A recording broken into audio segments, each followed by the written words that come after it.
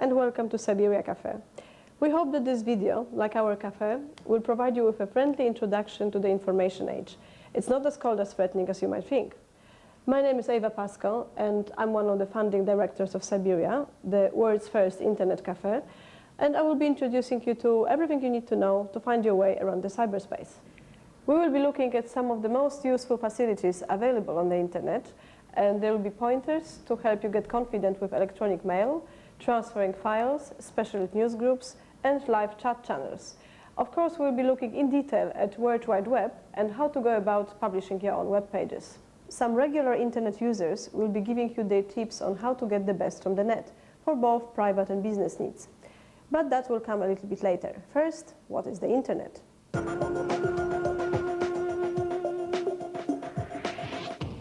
Now, despite what other people may try and tell you, internet wasn't started in case of a nuclear war. It began in the early 1960s in America as a way of connecting universities and research centers together. The military only later jumped on the bandwagon. The recent surge of interest in internet has been mainly thanks to the development of user-friendly internet software. In other words, it means that you don't have to be an academic to learn it. That has affected the volume of the information on the internet because suddenly everybody can participate. The way in which the net works hasn't changed much since the early 60s. It still uses the global telephone lines, linking computers around the world. As I've said before, the interface have improved for the better, but just as important are the technical advances within the area of computer manufacturing.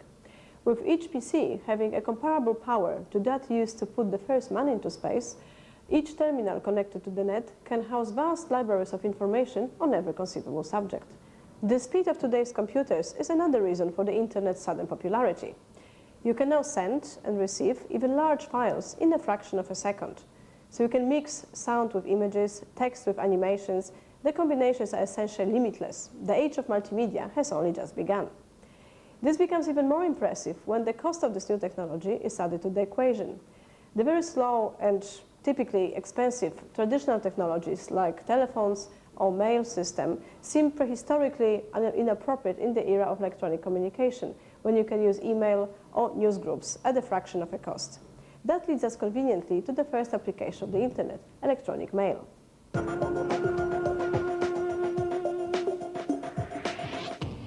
Email is good in the respect that it's very quick to be delivered to the recipient, but unlike the telephone where you have to think on your feet, it gives you time to formulate an answer to somebody's questions. It also allows you to send large documents to each other which you can then work on yourself, and that particularly allows group working, and I think this will become more and more important. Email allows me to send my research paper to my boss and get it back and not worry about faxing it, because fax is always very annoying. If you try to send more than 2 pages, everything gets jammed and is one big disaster. Without it, I would be totally lost. When somebody phones me up and says, can you send me something? And I say, what's your email address? And they say, well, I haven't got one. There's a big sigh inside me. Email is probably the biggest use I have of the internet. I like the other parts of the internet as well, and I see enormous possibilities in them. But just in my day-to-day work, when I'm at work, it's email. Coming from Poland, I have to talk to my family a lot and usually ended up in huge telephone bills, while email allowed me to talk to them pretty much for free. It's very effortless, it's cheaper obviously, and efficient. Email is the answer to all your office communication problems. No more jamming your fax with more than 5 pages of this marketing report. No more sending couriers and parcels with the products which can go by electronic communication means. The program which you will use to send and receive electronic email is called Eudora, and that program can be downloaded from the net.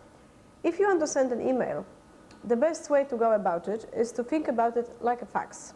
If you send a fax, you need a form to fill. And if I click on message and then on new message, that will bring up a form which will indicate what kind of information you need to fill in order for the message to be successful. So obviously the first thing you need to fill in is the address.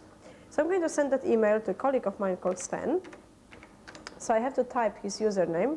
Oops, I've used the capitals. That's a wrong thing to do, because most of the internet addressing is operating in lower caps. Then there's a sign called @ that just indicates you are going to follow up with the domain name. Sven uses internet provider in London called EasyNet, and that's where his email address will be sitting, on EasyNet computer. Sven is also using commercial service, which means CO as opposed to AC, academic service. If he was a student at the university, most likely he would have AC for academic. It's also important to put the code of the country, because that helps to find out where the email came from. So each country will have its own coding, except America, because Americans were the first, so they didn't have to put the code name. So if there is no code for the country, most likely it's going to be American. You also need to put subject. Subject is important because that's how people catalog their messages on the receiving end. That means if you are sending a message which is important, like asking someone for paying to your invoice, or if you want to ask for urgent advice, you have to say it's urgent, and you have to say the topic. Also, you can send a copy of the communication to someone else. So instead of just photocopying, you can put here the address of the second recipient. So in that case, I can send it to another person. And I can also send blank copy, which means that nobody will know that I've copied that message to somebody else. It's probably not very ethical and people try to avoid it, but you have the freedom to choose. Type the message in the main body of the text.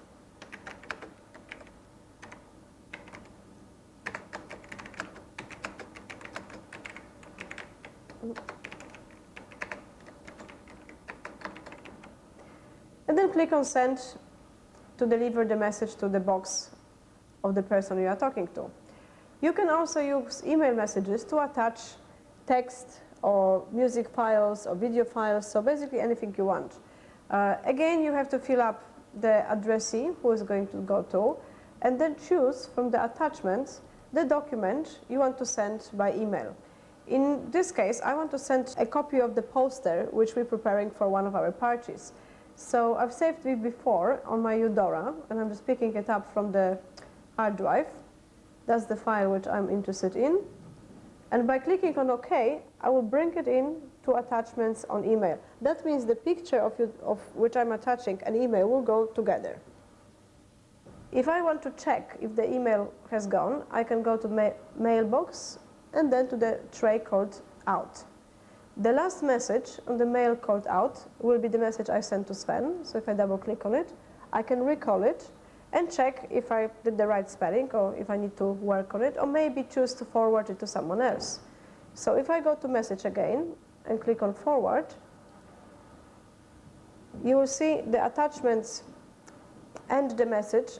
It's in the main body of text, and I can choose to send it to our third colleague, perhaps my boss, to let him know that I actually have done what he asked me to. We've been talking about sending email messages, but that's only half of the procedure. It's also very important to know how to receive message. The best way to go around it is to click on the file and a command called check mail. That will prompt the question about your password. That's very important because email address is a unique address for yourself. So you will have your own unique username and your own unique password.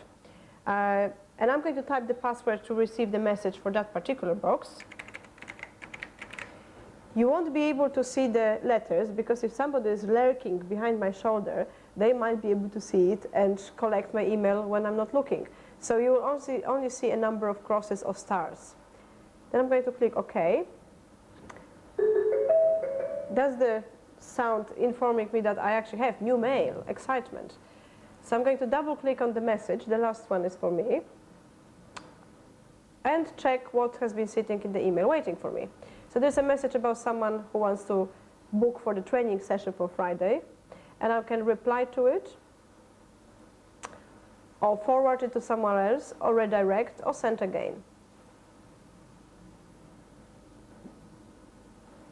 There's also a number of different messages which I could check, and because most of them are probably not very relevant, I can delete them. So if I click on transfer and on trash, that deletes the message from the inbox. And if I want to delete any more, again, transfer, trash, and trash the messages.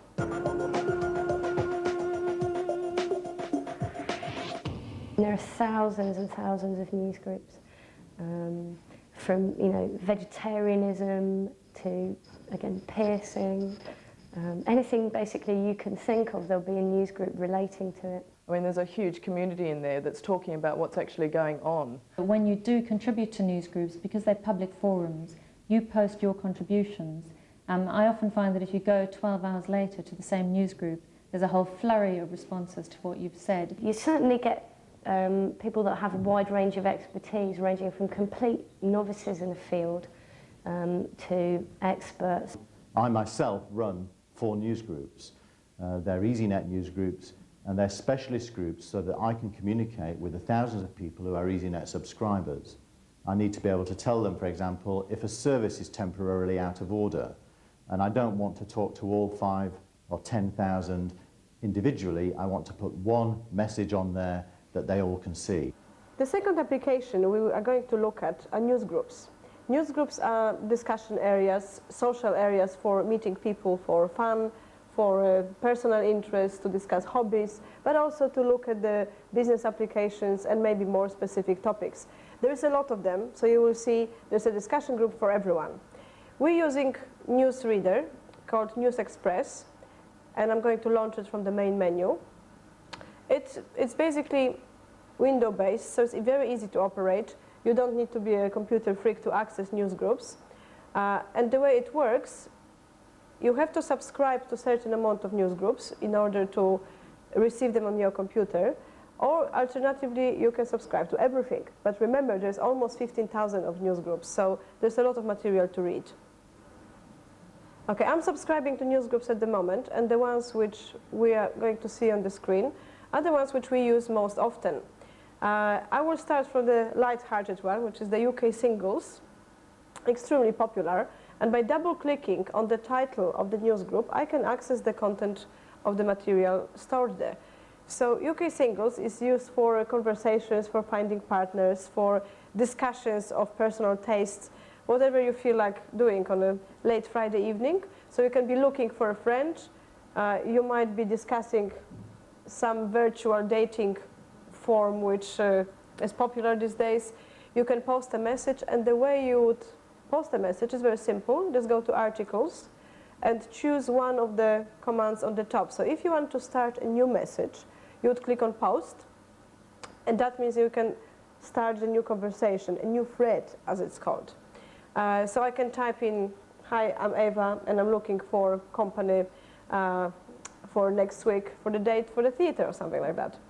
And if I want to type in the words, I can just use the main body of the message and then click on the red letterbox in order to send it. Alternatively, you might choose to reply or follow up. Reply and follow up are commands you will use to participate in a conversation which somebody else has started. So if I want to follow up on a particular message, I have to record that message first, and then clicking on follow up will allow me to stick my comment below the message of the previous person. So I can say, "I disagree with everything you said," and I can flame them. This is part of the etiquette.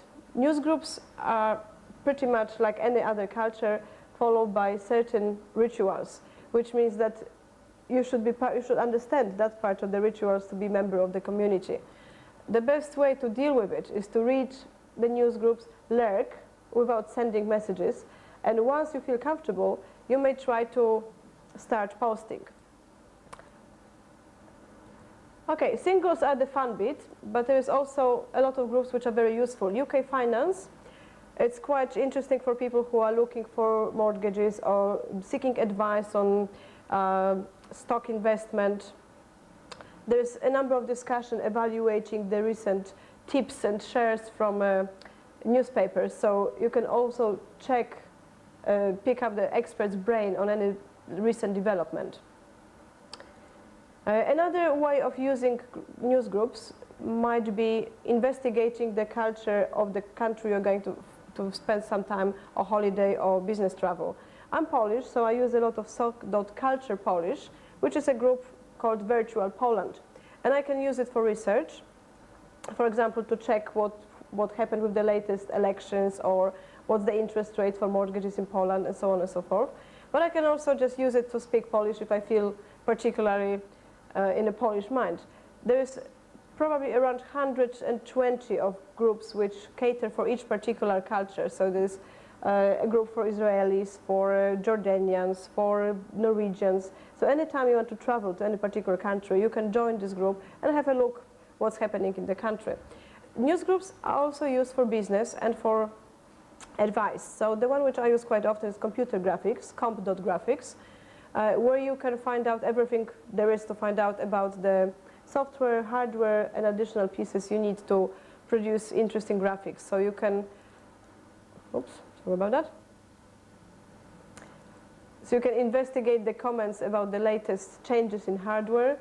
And if you're buying a new piece of equipment, you can ask questions about how to operate that particular equipment or how to find the best supplier and so on and so forth.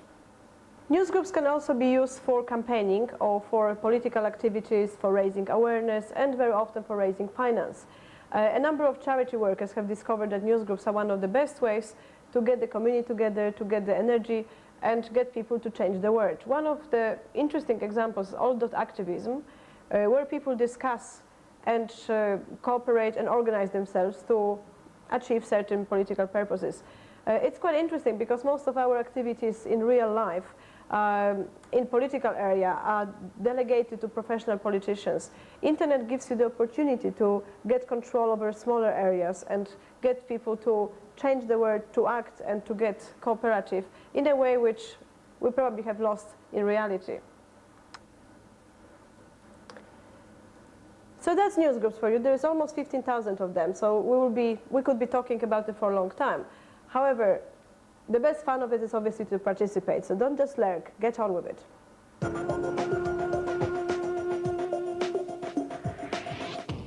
World Wide Web is the most glamorous development on the internet and has been designed essentially for scientists who use visual images, so for astronomers, for geologists. But very soon after World Wide Web was born, the commercial community has realized that this is easy enough for the mass market to be able to get their hands on. The web as a tool is completely connected to what you want to find out in the world. I read newspapers on it, the Wall Street Journal, pretty much every day. I look at the CNN site, which contains both video and sound of the day's news, as well as a text-based reportage of it. I'm an academic, and if I want to find out what Newt Gingrich